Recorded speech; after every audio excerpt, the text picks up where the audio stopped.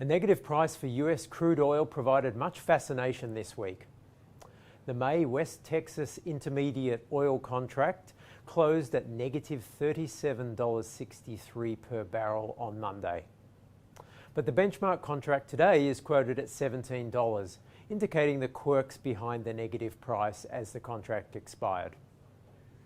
So negative prices are certainly not the norm for oil benchmarks globally, with the more influential Brent crude futures prices ranging from $21 in June to $32 for December. But the broad theme of massive pressure on oil prices is correct. The Aussie dollar isn't traditionally seen as being at much risk from low oil prices, given that Australia is a net importer of crude oil. But liquefied natural gas is now our number 3 export, and its price is tied to oil. Moreover, coal prices are being dragged down by the oil rout. Iron ore, on the other hand, is proving resilient, with prices holding around $85 per tonne, and Australia's export volumes rebounding in March.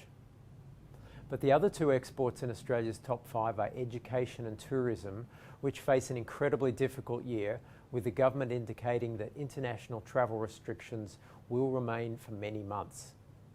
The Aussie is roughly flat over the past week, around 63 cents, still tracking global equity sentiment and confidence in emerging markets. Domestically this week, the highlights were a speech by RBA Governor Philip Lowe and an update on retail spending. The ABS reported that retail turnover surged 8.2% in March, the largest monthly rise on record.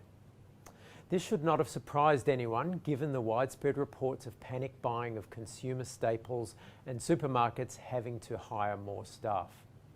100% increases in purchases of the likes of toilet paper and pasta outweighed the early signs of damage to cafes and restaurants, with strict laws on this sector only being imposed around March 23rd.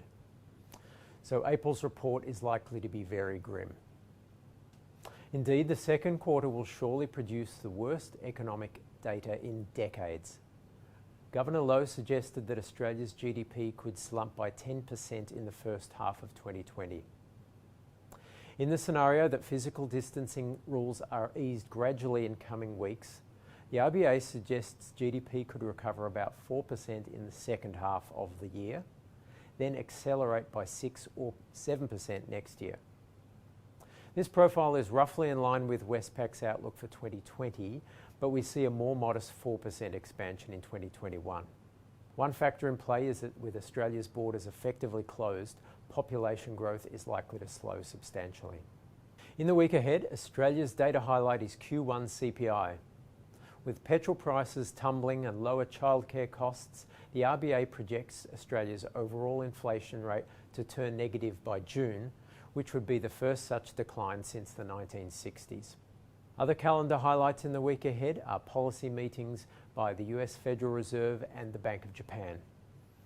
Both banks are, of course, already pursuing aggressive monetary easing, but there could be further steps. We will also see the advance estimate of US first quarter GDP. Markets expect the biggest contraction since 2008, but unfortunately Q2 will be much worse. We will update you on the market reaction when we speak to you next week.